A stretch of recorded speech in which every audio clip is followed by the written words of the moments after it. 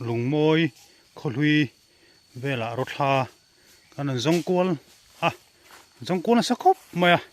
lại hiện là nuôi mày hay rốt ha này hay tuổi này hiện tại bây giờ thật đâu nè hay rốt ha cho nên là cái chim hi say sắc khóc mày hay cho lần đầu được ta này fit ni nó chân về về lên ta cái xem mò cái chim hi thì chúng ta rốt ha hi hay lại hiện là nuôi bốc hay rốt ha muốn nè thật là mấy rốt ha hi lại hi càng tệ lẹng hay trang cái cá hiện tao là hay lên chawang cái chém hi fit ni le tlem vel ang ani ta ni helai chang ani ta hay lên chaw la kan mo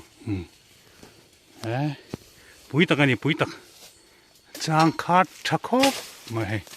hi rốt ha ani mà sẽ hay rin ai là nấu ang renga lak don chuan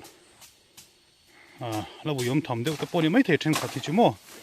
chuan he lama hin le tai la so hela hi rốt ha mun deuh ani so lai pia po san om ta mau tak nen hian ai nang khop maya maro chu anen chian hian hei rốt ha chu chang le chang in kar hi a sai tha em mai ni hi rốt ha ani tuai then khat chuan in rốt ha hemi tuai hi rốt tuai kan tiang chi mo ka ting ho ka tui bi ken tia hei chu ni lowa chun he lai hian hom le ta ni hei rốt ha mun ve kan ni hi ti hian mo awang khop mai huta huan pakhat kan luna kha chuan in alo om thawa ma se khang ho kha alo tam ve deuh ani ome a bul toi to te kha lo oma hei rốt ha ani